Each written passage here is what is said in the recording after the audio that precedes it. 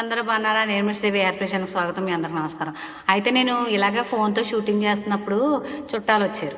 వాళ్ళు ఏమన్నారంటే నా వీడియోస్ కొన్ని చూసారంట. వాళ్ళు ఏమన్నారంటే, ఏంటి దేవి నువ్వు ఇలాగా అత్తమాటలు వెళ్ళిపోతాం, లేకపోతే జీవన్ముక్తి, శాశ్వత సాహిత్యం ఇలాంటి మాటలు చెప్తున్నావేంటే బాబు, మాకు భయం వేస్తుంది అని చెప్పని అంటున్నారు. నేను ఏమంటానంటే, ఏంటి ఇప్పుడు ఇలాంటి మాటలు వినకపోతే చచ్చిపోరా? ఇలాంటి మాటలు వింటేనే చచ్చిపోతారా? నాకేమీ చచ్చిపోవాలని లేదు. ఏంటే నేను ఎరుక గుర్తు చేస్తున్నాను.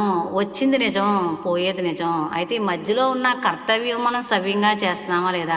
ఒక స్కూల్లో జాయిన్ అయినటువంటి విద్యార్థి సంవత్సరం అంతా సవ్యంగా చదివితే మంచి మార్కులు వస్తాయి. అలాగే మనం మధ్యలో నడవడి బాగుంటే లాస్ట్ని చక్కటి మోక్షం వస్తుంది. అంతేగాని ఎగ్జామ్స్ ఎలాగైతే రాయాలో చనిపోతాం కూడా నిత్యమే కదా.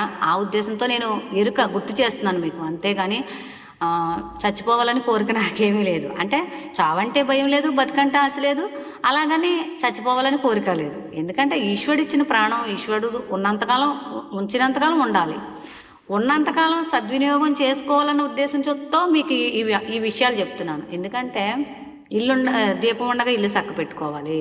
ఆయుష్ ఉండగా, శక్తి ఉండగా మనం ఈశ్వరుడు గురించి చింతించాలి. ఎవరైనా సరే గురువుగారు చెప్పారు, దోస బాగా పండిపోయాక ఆ యొక్క పాదు నుంచి దానికి అదే వదిలిపోద్దంట. మనం బ్రతుకున్నంతకాలం, శక్తి ఉన్నంతకాలం ఈశ్వరుడు నామస్మరణ, ఈశ్వరుడు భక్తి.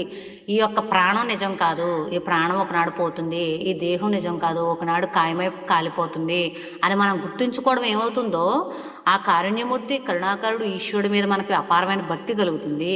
అది భయం చేత, భక్తి చేత రకరకాలు ఉండొచ్చు. ఏదేమైనా ఈశ్వరుడి మీద అపారమైన భక్తి కలుగుతుంది. చేయగా అది సారం అయిపోతుంది. ఈ నిస్సారం అనేది భయము గట్ట పోతుంది. అలాంటి సారవంతమైనటువంటి భక్తిని, శక్తిని మీలో జాగృతం చేయాలనే నేను అత్తమాటలు ఇహమోహాలను విడిచిపెట్టండి, పరమోక్ష సౌదంబకే పాటుపడండి, జీవితం అంతమైపోతుంది గుర్తెరగండి, ఉండగానే దీపం ఉండగా ఇల్లు చక్క పెట్టుకోండి అని చెప్తున్నాను. నన్ను ఎవరు అపార్థం చేసుకోవద్దు, అర్థం చేసుకోండి.